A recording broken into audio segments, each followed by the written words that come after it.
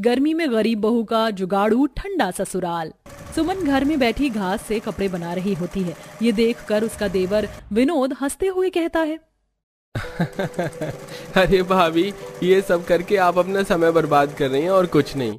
आप तो चुप ही रहिए जी। भाभी जो कह रही है ना, उससे हमें गर्मियों में बहुत फायदा होने वाला है।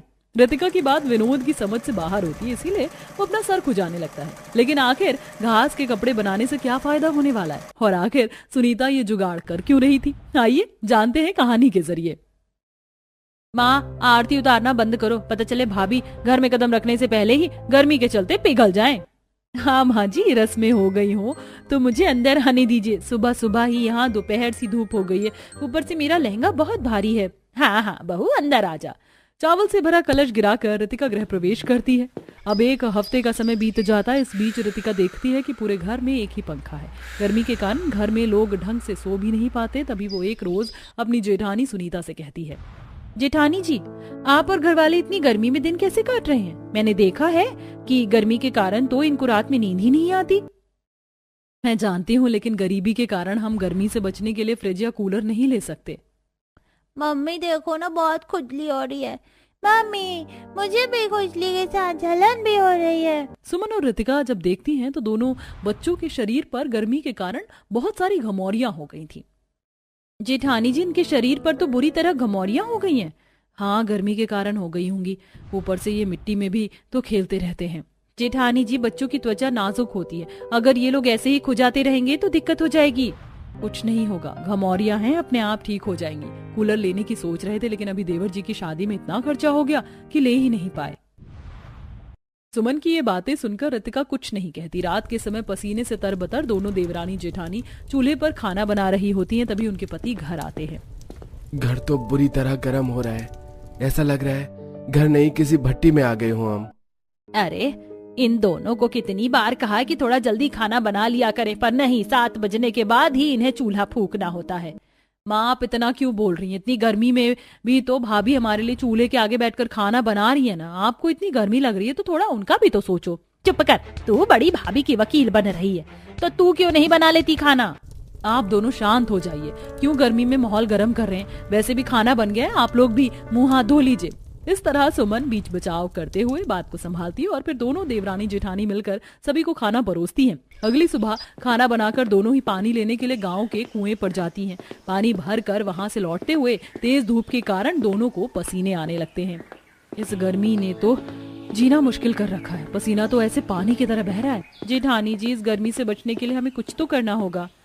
हम गरीब बिना पैसे के क्या कर सकते हैं भला? सोचना होगा, कोई तो जुगाड़ लगाना पड़ेगा ताकि इस तपती गर्मी से राहत मिल सके। क्या हो गया, तुम दोनों ऐसे क्यों रो रहे हो? देखिए ना भाभी, दोनों ने खुजली कर करके अपनी क्या हालत कर ली है। सोनू और मुन्नी के शरीर पर घमौरियों को ज्यादा खुजाने के कारण खून निकलने लगा था। ये देखकर सुमन परेशान हो जाती है। तभी रितिका इधर उधर देखते हुए घर के बाहर जाकर नीम के पेड़ से नीम की पत्तियां तोड़कर उन्हें पीसकर लेप बनाती है और दोनों बच्चों की घमौरियों पर लगा देती है। तो दोनों बच्चे रोना बंद कर देते हैं। मम्मी, अब दर्द कम हो रहा है और अब ठंडक भी लग रही है। अरे वाह भाभी, आपने तो फटाक से जुगाड़ से ये लेप बनाकर बच्चों की दिक्कत ही खत्म कर दी। तुम्हारा बहुत बहुत शुक्रिया देवरानी जी। बच्चों को ऐसे देखकर तो मैं घबरा ही गई थी। ऐसे मत कहिए जेठानी जी, मुझे भी इन बच्चों की हालत देखी नहीं गई तो मैंने ऐसा किया। उसी रात जब अनिल और विनोद घर लौटते हैं तो अपने साथ एक बड़ा सा ड्रम लेकर आते हैं, जिसे देखकर बबीता चिल्लाते हुए कहती है, अरे ये क्या चीज उठा लाए हो तुम दोनों? इतने ये घर में इस कबाड़ को कहाँ रखोगे? फैक्ट्री में ये खराब निकल गया था, तो मैंने सोचा कि कबाड़ में बेचकर इसके कुछ पैसे मिल जाएंगे, इसलिए ले आया। अरे कितने ही पैसे मिल जाएंगे इसके? उन पैसों से तू अमीर तो नहीं बन जाएगा ना। बताओ, लोग नई चीज खरीद कर लाते हैं तो ये एक है जो कबाड़ उठा कर लाया है। इतना कुछ सुनने के बाद विनोद मुंह बनाकर वहां से चला जाता है। तो वहीं ड्रम को देखते हुए रितिका अपनी जेठानी से कहती है, अगर थोड़ा सा दिमाग लगाऊं तो इस ड्रम से कूलर बन सकता है। मेरे सामने तो कह दिया, लेकिन माँ जी के सामने मत कहना, वरना वो सोचेंगे कि तुम्हारे दिमाग पर गर्मी चढ़ गई है, तो ऐसी बहकी बहकी बातें कर रही हो। नहीं जेठानी जी, मैंने थोड़ा बहुत विज्ञान पढ़ा है। एक मोटर और पंखा मिल जाए तो काम बन जाएगा। सुमन रितिका की बात को नजरअंदाज करके काम में लग जाती है। तो अगले दिन रितिका घर से कुछ कबाड़ा इकट्ठा करके पास की ही कबाड़ी की दुकान पर जाकर उस कबाड़ी के बदले में एक मोटर और ठीक ठाक सा पंखा लाती है और उस ड्रम के छेद को और बड़ा करके उसमें मोटर और पंखा जोड़कर पानी भर देती है। ये करने में उसे 2 दिन का समय लगता है और 2 दिन बाद जब वो ड्रम कूलर को चालू करती है तो सभी हैरान रह जाते हैं। वाह बहू, तूने तो इस कबाड़ के ड्रम को कूलर बना दिया। हाँ चाची, इसमें से तो ठंडी ठंडी हवा आ रही है। सच में रितिका, तुम्हारे इस जुगाड़ ने तो गर्मी से राहत दिला दी। वाह देवरानी जी, मुझे तो यकीन नहीं हो रहा गर्मी से बचने के लिए तुमने ये जुगाड़ लगाया। इस तरह ड्रम के कूलर से घर वालों को तपती गर्मी से बहुत राहत मिलती है। कुछ दिन बीत जाते हैं। एक रोज ड्रम कूलर में सोने के लिए कीर्ति और बच्चों में लड़ाई होने लगती है। माँ देखो ना, सारा दिन ये चूजे इस कूलर के सामने ही पड़े रहते हैं, इसीलिए आज मैं यहाँ सोऊंगी। नहीं बुआ, हमें घमौरिया हो जाती है इसलिए हम सोएंगे। हाँ, पिछली बार तो चाची ने लेप लगाकर ठीक कर दिया था, लेकिन फिर से गर्मी के कारण घमौरिया हो गई तो नहीं, हम ही सोएंगे यहाँ। अरे क्यों सर दर्द कर रहे हो तुम लोग? थोड़ी देर शांत नहीं रहा जाता क्या? तुम लोग ऐसे लड़ोगे तो मैं ये कूलर ही खराब कर दूंगी, फिर सोच लेना कि सब गर्मी में पहले जैसे ही रहोगे। नहीं भाभी, ये क्या कह रही हो? हम मिलकर सो जाएंगे ना, क्या हुआ? ये तो मेरे भतीजा भतीजी हैं। हाँ मम्मी, हम बुआ के साथ सो जाएंगे। बीतते समय के साथ गर्मी भी बढ़ती जाती है, जिसके कारण मटके का पानी भी ठंडा नहीं रह पाता था। एक सुबह खाना खाते हुए अनिल जब पानी पीता है तो अचानक ही पानी उगलते हुए कहता है, अरे ये उबला हुआ पानी क्यों दिया है पीने को? भैया, पानी उबला हुआ नहीं है, गर्मी के कारण गर्म लग रहा है। अरे तो मटके में रखो ना, इसको पीकर प्यास बुझाने की जगह और बढ़ जाएगी। सच में पानी तो बहुत गर्म है। एक काम कर सोनू, जा पड़ोस वाली कमला से बर्फ ले आ, उसके घर में फ्रिज है। तभी सोनू पड़ोस वाली कमला के घर से बर्फ लेकर आता है और रितिका उसे मटके में डाल देती है। अब रोज की कभी सुबह तो कभी शाम के समय सोनू या मुन्नी ठंडा पानी पीने के लिए बर्फ लेने कमला के घर चले जाया करते थे। इस तरह एक हफ्ता बीत जाता। एक रात कमला सोनू का कान पकड़े सभी घर वालों को बाहर बुलाती है। हाय हाय कमला, मेरे पोते के कान छोड़, ऐसे क्यों कर रही है? अरे तो संभाल कर रखो ना अपने पोते पोती को, जब देखो भिखारी की तरह बर्फ दे दो आंटी, बर्फ दे दो आंटी करके चले आते। अरे बच्चे हैं बेटा, गर्मी के समय में ठंडा पानी पीने का मन करता है इनका। हाँ तो फ्रिज खरीद लो ना अंकल, मैंने फ्रिज पड़ोसियों को ठंडा पानी पिलाने के लिए नहीं लिया। हाँ आंटी, कान छोड़ो, दर्द हो रहा है मुझे। सभी पड़ोसी ये तमाशा देख रहे होते हैं तो सुमन गुस्से में कमला के पास जाती है और सोनू को उससे दूर करते हुए कहती है, ठीक है कमला बहन, आज के बाद ये बच्चे तुम्हारे घर के आसपास भटकते हुए भी नहीं दिखाई देंगे। वही अच्छा रहेगा। ठंडा पानी पीने का शौक है तो जेब ढीली करो, ले आओ फ्रिज। तभी पड़ोसी आपस में बात बनाने लगते हैं तो सुमन को बहुत बुरा लगता है, इसीलिए वो ठान लेती है कि कोई भी जुगाड़ लगाकर अपने ससुराल को ठंडा पानी पिलाएगी, लेकिन अब किसी के घर कुछ मांगने नहीं जाएगी। एक दिन वो बाजार से लौट रही होती है कि तभी उसकी नजर एक जलजीरे वाले के ठेले पर पड़ती है। अरे जलजीरा पियो, ठंडा ताजा जलजीरा पियो। ये जलजीरे वाला भी तो पूरा दिन ठंडा जलजीरा बेचता है, लेकिन इसका पानी गर्म नहीं होता है। लगता है ये सब उस बोरी का कमाल है। घर जाकर सुमन मटके में ताजा पानी भरती है और फिर एक सूत की बोरी को गीला करके मटके के ऊपर रख देती है, जिससे मटके का पानी पूरे दिन पीने लायक ठंडा हो जाता है। समय बीतता है। दोनों बहुओं के जुगाड़ से गर्मी के दिनों में भी घर में ठंडक होती है, लेकिन एक रोज जब बबीता दोपहर के समय खाना लेने जाती तो देखती है कि खाना खराब हो चुका होता है। हाय हाय, अरे बहू, ये खाने में से अजीब सी बदबू क्यों आ रही है? माँ जी, खाना तो खराब हो गया है। अरे लेकिन कैसे? अभी सुबह तो सबने यही खाना खाया, तो फिर इतनी जल्दी खराब कैसे हो गया? खाना क्या माँ, देखो सब्जियों में भी फफूंदी लगने लगी है।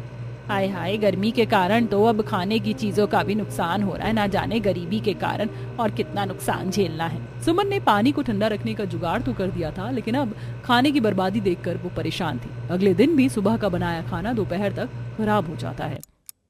राशन की बर्बादी हो रही है, ऐसे ही रहा तो खाने के लिए कुछ बचेगा ही नहीं। जेठानी जी, मुझे लगता है गर्मी में खाना बहुत देर तक ढका रहने के कारण खराब हो रहा है। ये क्या कह रही हो तुम? अगर खाना ढककर नहीं रखूंगी तो उसमें कुछ भी पड़ सकता है। मेरे कहने का मतलब है कि खाना बहुत देर से ढका रहने के कारण बर्तन में पड़े पड़े ही खराब हो रहा है, उसमें हवा नहीं लग पाती है, शायद इसीलिए। सुमन और रितिका की बात समझ जाती है और अगले दिन वो सुबह के समय खाना बनाने के बाद जिस बर्तन में खाना रखा होता है उसे आधा ही ढकती है, जिससे खाने में थोड़ी हवा लगती रहे। साथ ही वो सब्जियों को खराब होने से बचाने के लिए फर्श पर फैला कर रख देती है। अरे ये सब्जियां ऐसे क्यों फैला रखी हो? घर में ही बाजार लगाना है क्या? जी नहीं, सब्जियां खराब होने से बचा रही हूँ। गर्मियों के चलते सब्जियां रखे रखे खराब हो रही थी। तुम लोगों के तो जुगाड़ मुझे कभी कभी समझ नहीं आता है। आप समझकर करेंगे भी क्या? अगर बिना पैसा लगाए गर्मी में चीजें सुरक्षित रखनी है तो ये सब करना ही पड़ेगा। 2-4 दिन तक सुमन खाना और सब्जियों को खराब होने से बचाने के लिए यही करती है, जिससे बहुत फर्क पड़ता है। एक दिन मौसम बदलता है और तेज हवा चलने लगती है। मौसम को देखते हुए महेश कहता है, कितने दिनों बाद ठंडी हवा चली है, ज्यादा बारिश हो जाए। मैं तो कहती हूँ अच्छे से बारिश हो जाए, कम से कम मौसम में ठंडक आएगी तो इस गर्मी से कुछ तो आराम होगा। दोनों बात ही कर रहे होते हैं कि तभी बूंदाबांदी शुरू हो जाती है। बारिश को देखकर बच्चे भी बाहर नहाने के लिए चले जाते हैं, लेकिन कुछ देर बाद बारिश बंद होने के बाद तेज धूप निकल आती है, जिससे गर्मी और बढ़ जाती है। ये बारिश क्या पड़ी, गर्मी और बढ़ गई। देखो कैसे टप टप पसीना निकल रहा है। सही कह रही हो भाग्यवान, गर्मी की बारिश ने तो गर्मी को और बढ़ा दिया। मुझे तो ऐसा लग रहा है कि सांस नहीं ले पा रहा हूँ मैं। ये कैसी बातें कर रहे हैं आप, ठीक हो ना? महेश को जोर जोर से सांस लेता देखकर बबीता घबरा जाती है और कुछ ही देर में उसे लेकर अस्पताल पहुंचती है, जहां डॉक्टर महेश का इलाज करते हैं। तो शाम के समय महेश के दोनों बेटे काम से सीधा अस्पताल पहुंचते हैं। देखिए, बढ़ती गर्मी के कारण इन्हें सांस लेने में दिक्कत हो रही है, इसलिए मैं सलाह दूंगा कि इन्हें कूलर या एसी वाले कमरे में रखें। डॉक्टर साहब, हम गरीब हैं, ये सब खरीद सकते तो शायद पापा बीमार ही नहीं पड़ते। देखिए, मैं समझता हूँ, लेकिन आपके पिताजी की उम्र हो चली है। ऐसे में न उनका शरीर ज्यादा गर्मी सहन कर सकता है और न ही ज्यादा ठंड, इसलिए ज्यादा से ज्यादा इनके शरीर को ठंडक मिलती रहे, इस बात का ध्यान रखिएगा। डॉक्टर की कही सारी बात विनोद घर आकर सुमन और रितिका को बताता है, जिसके बाद सुमन और रितिका घर को ठंडा रखने के लिए घर में जितने भी सूत के बोरे होते हैं उन्हें इकट्ठा करती हैं और बारी बारी गीला करके अपने घर की छत पर रख देती हैं। बहुआ, ये तुम लोग क्या कर रही हो? माँ जी, दोपहर के समय गर्मी ज्यादा हो जाती तो छत की घास भी सूख जाती है, इसीलिए हम ये गीले बोरे छत पर डाल रहे हैं ताकि घर में थोड़ी ठंडक बनी रहे। हाँ माँ जी, गर्मी के कारण पापा की तबीयत इतनी खराब हो गई, इसीलिए हमने सोचा है कि इससे थोड़ी मदद मिलेगी। इस गरीबी और गर्मी की मार ने हमारे सामने मुश्किलें ही खड़ी की है, लेकिन बहुआ, तुम दोनों ने हर मुमकिन कोशिश की है कि घर और घर वालों को गर्मी से राहत दिला सको। माँ जी, अब अपने परिवार का ख्याल तो हमें रखना ही होगा ना। आप अपने आंसू पोंछ लीजिए, देखना एक दिन सब ठीक हो जाएगा। अपनी बहुओं को गर्मी से बचने के लिए जुगाड़ करता देखकर बबीता को दोनों पर गर्व महसूस होता है, लेकिन बढ़ते समय के साथ और परेशानियां आने लगती हैं। एक दिन सुमन के दोनों बच्चे किसी बात पर लड़ने लगते हैं और एक दूसरे के कपड़े फाड़ देते हैं। ओहो हो, इस तरह से कौन लड़ता है? दोनों ने एक दूसरे के कपड़े फाड़ दिए। कपड़े तो फटेंगे ही, देखना पसीने से कैसे भीगे हुए हैं। गर्मी के चलते कपड़े कहाँ पोछा बनते जा रहे हैं। देवरानी जी, देखो ना, पसीने के चलते कपड़ों का क्या हाल हो गया। ऐसा कुछ जुगाड़ नहीं है जिससे कपड़ों को फटने से बचाया जा सके? जुगाड़ तो है, लेकिन इस जुगाड़ के लिए हमें घास चाहिए होगी।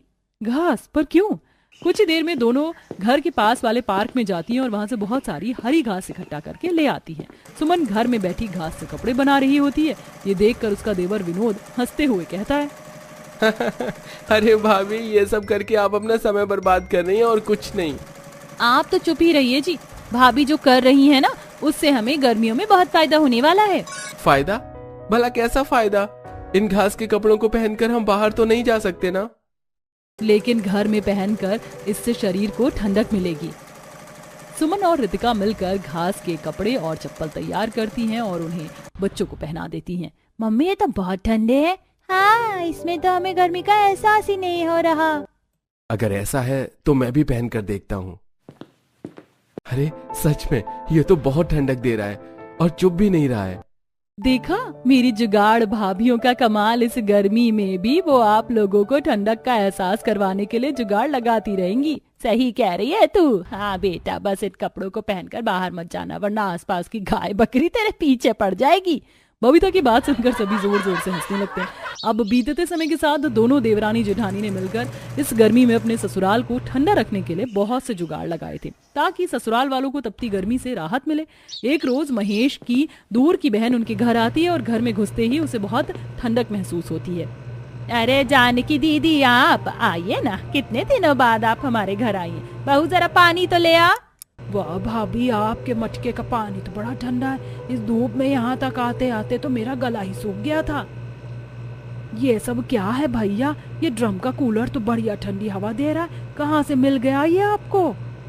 मिला नहीं है, मेरी बहुओं ने अपने हाथ से बनाया है। ताकि हम लोगों को गर्मी न लगे। इतना ही नहीं, इस गर्मी में जो तुझे घर में ठंडक और ठंडा मिला है ना, वो भी मेरी बहुओं के जुगाड़ का नतीजा है।